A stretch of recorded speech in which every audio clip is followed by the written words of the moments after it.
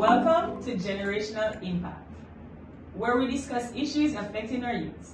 I am your host, Georgia Williamson, and today we'll be talking about vaping. It is marketed as a safe alternative to smoking, but is it really?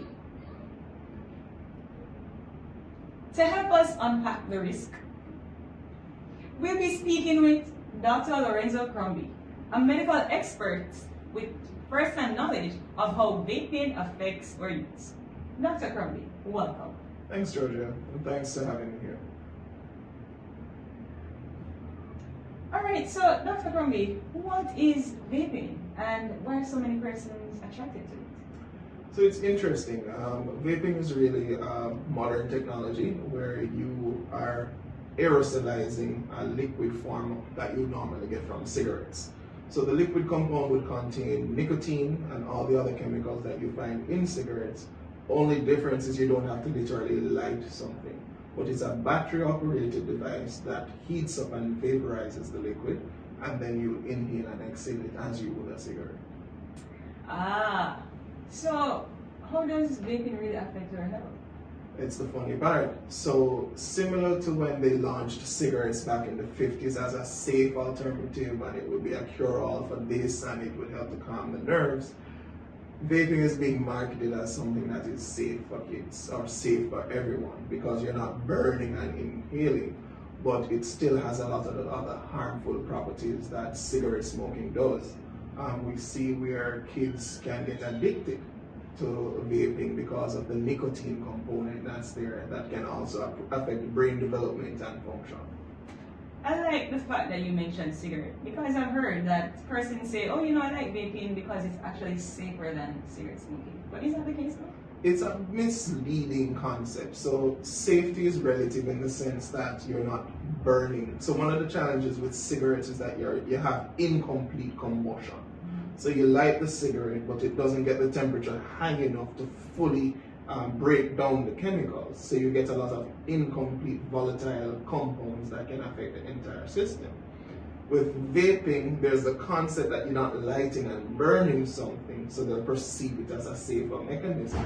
But it still has a lot of the harmful properties of affecting the airway and also affecting brain function and other illnesses that we can talk about a little bit later on.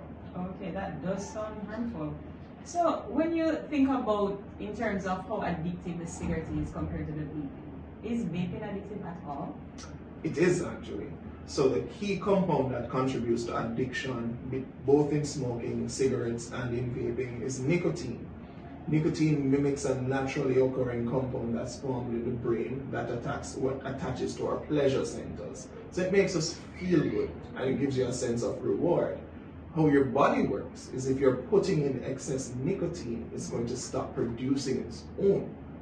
So now when you withdraw the nicotine source, your body has a deficit of nicotine and it breeds that crave that you need to have more. And that occurs in vaping and in smoking as well. Okay, so vaping definitely is addictive then? Yes, it is. Alright, so here is a quick fact. Did you know that in the US, 1 in every 10 middle and high school students reported using vaping in 2023? That's over 2 million youths. That's a big number, but it's also not surprising because a lot of the marketing strategies that are out there is targeting younger generations, and there are fewer restrictions in some states relating to who can actually go and purchase these e-cigarettes.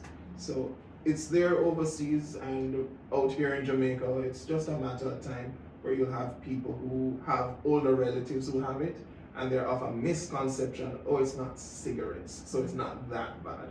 So they're a little bit more relaxed with allowing younger people to utilize it, but that's really not the case. All right, so Dr. Crumbie, if I'm a youth vaping up, how do I get help?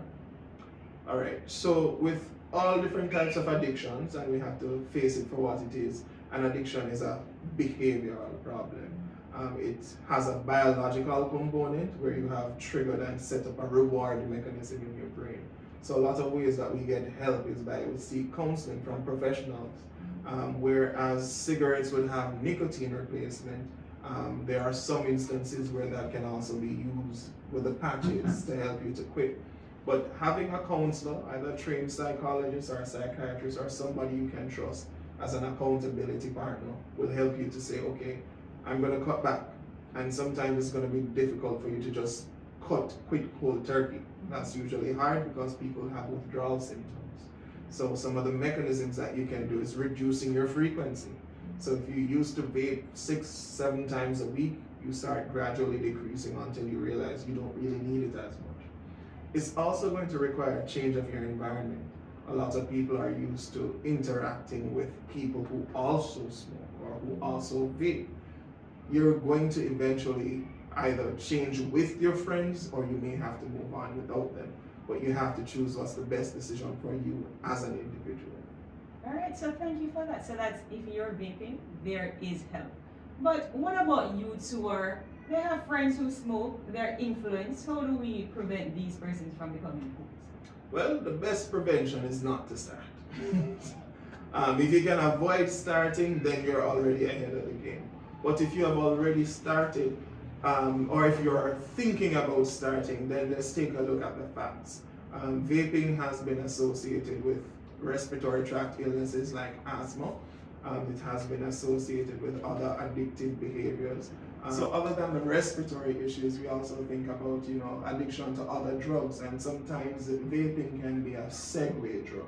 So you start vaping and then the next thing you know, you start using harder drugs or you start depending on alcohol, and then you set off a cascade of negative behavioral patterns. So it's really important for you to look at a big picture. Yes, your friends look cool. It's a nice, sleek pen, and it's very attractive. You just whip it out and you don't have to light anything. But think about the health implications and think about all the other things that you could eventually become involved in. Well, there you have it. Vaping is definitely not a safer alternative to smoking. Dr. Crumbie, thank you so much for joining us today. It's my pleasure. So if you found this episode helpful, don't forget to share with someone who might need this information.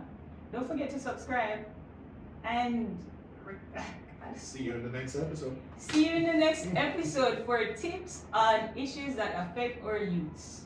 I'll see you then. Here you have it first. Thanks for tuning in to Generational Impact. And remember, you have the power to stop, think, and then you act. Until next time.